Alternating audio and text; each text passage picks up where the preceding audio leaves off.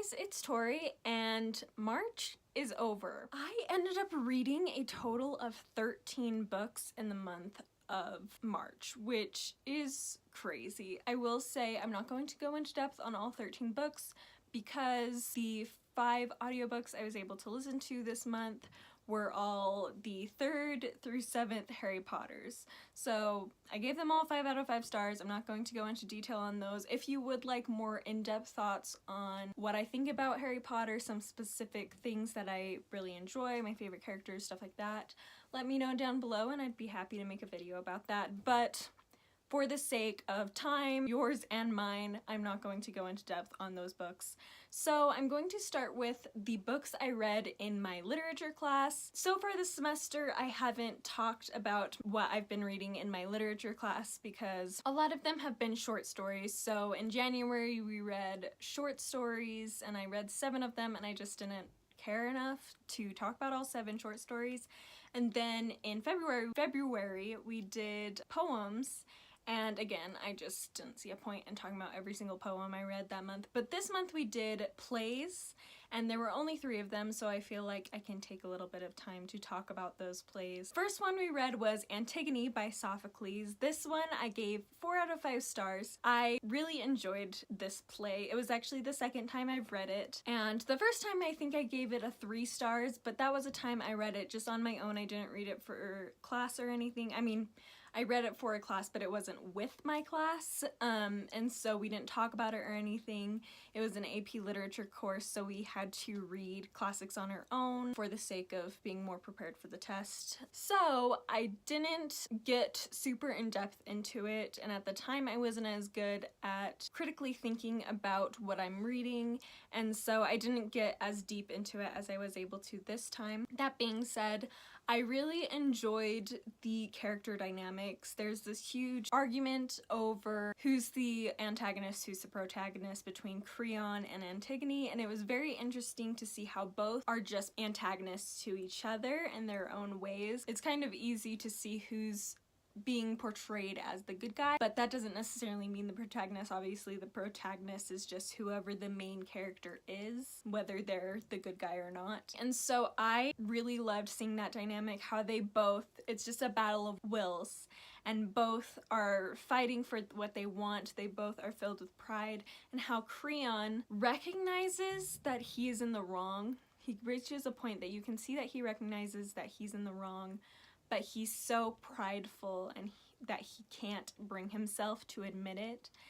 And just all the tragedy that comes out of that. I just loved seeing the depth of the characters, and especially in a Greek tragedy. Often Greek tragedies involve things like fate. This was unavoidable, it was just going to happen. And there's a sense of that in this play, but I felt like it was more of Creon's choices that made this be the fate. Like, these things happened because of Creon's decisions, rather than it just being like, no matter what you do, this is just what's gonna happen. So I really appreciated that, and so the only reason I didn't give it a 5-star rating is because of there's no stage direction really in the play, and it made it difficult for me to really visualize it, and that would be taken care of by seeing the play, but I was reading the play, and so that affected it. And I've read other plays where they have the stage directions and I feel better about it.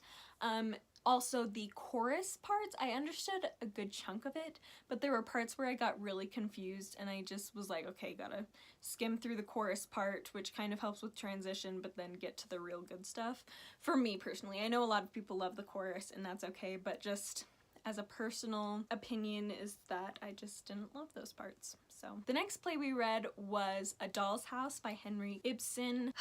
I have never given a book a 1-star rating before, but I gave this one a 1-star rating. And this is more of a personal preference. I will say I enjoyed, from what I liked, I did enjoy the character dynamics, and I felt like the plot for what it was trying to portray did a really good job keeping up intrigue and making the audience question, you know, what's gonna happen, what are these characters' reactions going to be when they find out these secrets. However, I felt like in the end of the play, I'm not going to go into detail because I don't want to spoil it for you if you want to read it, but I will say that the ending of the play put across this message that seemed to be saying that what Nora did, the main character Nora did in reaction to the marriage situation, was better than the way Helmer had been treating the marriage. And even though it was a tragedy, it's a tragedy still, and so it's not making it out to seem like it's a happy ending,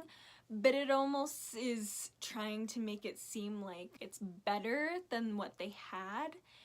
And I totally disagree with that. I feel like it's worse or at least equally as bad as what was occurring before. And it's kind of a play that is making a commentary on the institution of marriage. And some of the points were well taken, the idea of having a more balanced relationship where you work together as partners instead of having it be frivolous. But I didn't feel like the solution at the end was a very good solution.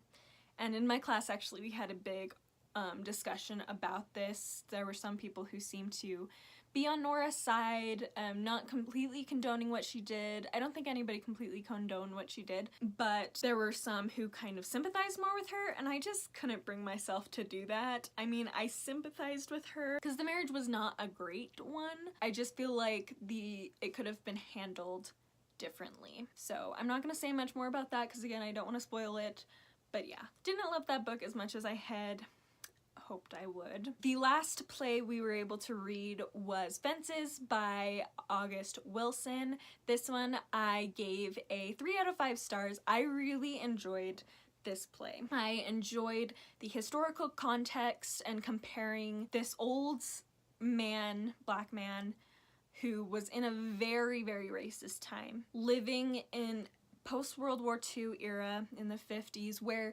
racism is still a problem, but people are starting to recognize it's a problem, and a few people are at least starting to make steps in a better direction. And Corey, his son, being a part of this world, and the old man Troy, the main character, just not comprehending that the world is changing and not really believing it, and how that affects his son and his son's experience. I felt like the characters had a lot of depth, were able to get their histories, which I feel like sometimes is really hard to do in a play, but they do a great job of showing their histories and how the men and women, the different characters, how their pasts have affected the way they react to certain things, and it was just very powerful. I really, really enjoyed it. The only reason it's a 3-star rather than 4 or 5 is the first half was extremely boring. The first half was all just about characterization, building up these relationships and these characters so that we understood where they were coming from. But that could have been done in 2 scenes, and then the rest of the play could have had a lot more to it. The second half of the play had a lot more action and tension and everything, but the first half, just nothing happened. Very, very little happened, but I did really enjoy it. Definitely recommend. I watched the movie with Denzel Washington to get a better sense of the story, and I definitely recommend that if you're interested, as plays are meant to be watched, not necessarily read. Next, I'm going to briefly talk about the rereadathon. So I ended up reading 3 books, as you saw, all 3 of which were in the Chronicles of Narnia series. So I started with The Magician's Nephew. This one I gave a 3 out of 5 stars. I really enjoyed the symbolism in this story. I loved getting the backstory of the White Witch and a little bit more about Aslan, more about the professor as well. And I loved the building of there not only being Narnia and our world, but multiple worlds that have been created, and the religious symbolism that goes along with understanding the creation of multiple worlds. The reason this wasn't more highly rated was because I just didn't feel like a ton happened in this story, and I didn't feel like I felt very strongly towards any of the characters like I do in the other 2 books, beyond Jadis, the White Witch. She was the one I was most interested in. The rest I was just kind of like, and Aslan, of course, but I mean, he's Aslan. There's like so much mystery about him throughout the entire series, and that's symbolic as well. There's a reason why there's a lot of mystery surrounding him. He's great, but it was interesting seeing more of Jadis's background. That was really the thing I loved most, and more about the worlds. Then I read The Lion, the Witch, and the Wardrobe, also by C.S. Lewis. This one I gave 4 out of 5 stars.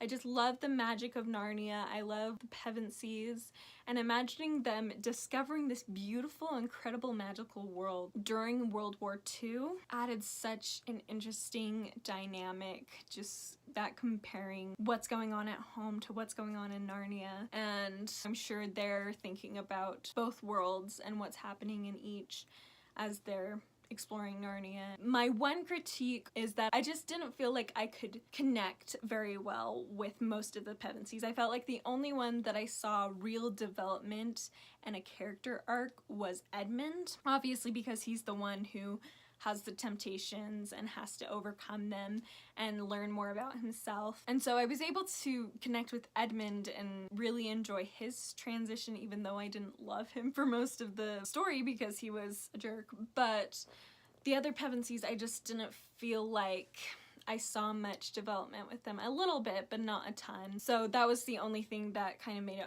more of a 4 stars than a 5 stars. However, I felt like that problem was fixed in the next book that I read, which was Prince Caspian. I gave this one 5 out of 5 stars. I really enjoyed it. Like I said, I felt like the characters in this, the Pevensies, all went through their own temptations and having to learn to have faith and trust, and I really appreciated that. I wish I could have seen more for Prince Caspian, and I'm sure in The Voyage of the Dawn Treader we get a little bit more of that for Caspian, but I didn't read that one yet, so I'll have to pick that one up. But I loved the magical world of Narnia, coming back to it with the Pevensies, and Edmund actually becomes my favorite character in this book. He just, between the first book and then now this being the second book, I mean, if you read it chronologically, it's the 4th book, and The Lion, the Witch, and the Wardrobe is the 2nd. But when they were written, Lion, the Witch, and the Wardrobe was first. This was 2nd. Anyway, complicated. You just see Edmund's shift in character and how he comes to learn so much from his experiences in Narnia. And in this one, he has the most faith out of all of them. Almost. I feel like Lucy probably has more faith, but he is very close to where Lucy is. And more than that, he learns to trust his siblings, which was one of his biggest problems in the first book, and I feel like I loved seeing him grow and seeing him have this stronger relationship with his siblings, and I'm really excited to see how his character continues to grow in The Voyage of the Dawn Treader, as he and Lucy will be in that one as well. Yes, I really, really liked this one. Like I said, this was, of the 3 I read, this was my favorite. I know a lot of people prefer The Lion, the Witch, and the Wardrobe, but I really liked this one. And the very last book I read in the month of March was Uprooted by Naomi Novik. This I gave 4.75 out of 5 stars. I absolutely loved it so much. This is a retelling of a Polish fairy tale in which there is this girl who's being raised in this valley that is surrounded by what is called the wood, and it's a very dangerous place. It lures people in, and when people come out, they're changed into these violent things, and it's just awful. And there's this wizard who lives up in a tower on a hill who protects them from the wood. However, in exchange, he asks that every 10 years, one of the girls from the villages in the valley come up and serve him, and he chooses which one he wants from a certain generation. And so the main girl, Agnieszka, I think is how you say it, she is in the generation that is the next one that's going to be chosen from. And so everybody believes that her best friend, Kasia, I believe, is going to be the one that is chosen, because the dragon is what this wizard is called. The dragon always chooses the girl who is most talented, most good, basically the best of the generation. But of course, as you can probably guess, he doesn't pick Kasia, he picks Agnieszka. I know it kind of sounds like a Beauty and the Beast retelling, but it's so much more than that. It's definitely not so much about the Beauty and the Beast as it is about the wood and what the wood truly is. I absolutely loved this story. I thought the magic was very interesting and intricate and beautiful. I thought the world was fascinating. I felt like the pacing was incredibly well done. This being a standalone fantasy, often I feel like standalone fantasies struggle with having good pacing because they either feel too rushed because they're like, okay, I only have so many pages to like get a whole story into, I don't have like a trilogy to write it, or they go really slow and by the end you're like, wow, nothing happened in that book. And so I felt like the pacing was just right where a lot happened, but I didn't feel rushed as I was reading it. I felt like it flowed really well and I was able to keep up with everything. The writing is beautiful as well. I loved the main character's character arc. She learns so much and becomes such a strong person in her own way. I loved that she didn't become the same as her mentor. She became her own person. She took what he taught, what he teaches her, and then becomes her own person. And I just absolutely loved that. The only reason it's not a 5-star is because of the romance. Now, I'm super picky about romance. If you don't know this about me, I always find problems with romances. I'm not anti-reading romance, I will say that. I know a lot of people don't like reading romances, and I actually enjoy it. Not like romance-heavy books usually, but like books with romance in them, it doesn't bother me at all. But this one held a trope that I don't want to say because I don't want to spoil it. I don't think it's a super big spoiler because you can kind of predict it based on the synopsis, but if you're worried about spoilers, down below I will put a timestamp which you can skip to that point if you don't want to hear any spoilers about the romance. I just don't like the trope where it's like an immortal or someone who lives a very long time, boy or girl, who ends up getting with the main character of the story, which is usually like a teenager or young adult. Because I feel like the maturity level is so different, and so it just feels so lustful and all about the physical side of it. Because clearly this immortal person who's been alive for 300 years isn't going to be attracted to the brain of a 17-year-old who's super hormonal and whiny and naive. Like, I just don't like that at all, and this follows that trope. However, I will say it didn't bother me quite as much in this because of the great character arc of the main character. She ends up maturing very well, but because of her youth, she still has that sense of hope that her love interest has lost because of his old age.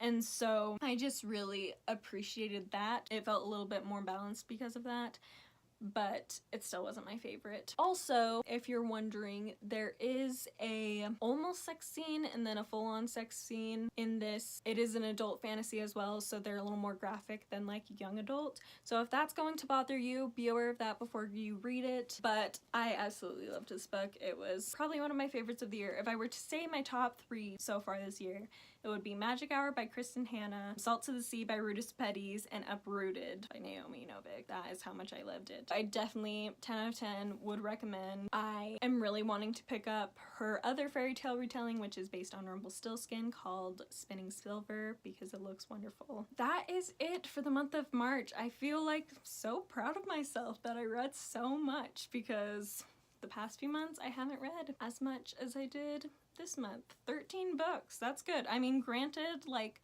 5 of those were audiobooks, but still, like, good on me. Anyway, let me know down below some of your favorite books that you read in March, as I would love to know. Be sure also to subscribe to my channel if you're curious to see more videos from me. I post videos approximately once a week on this channel, so definitely continue to check that out, and I will see you next week. Bye!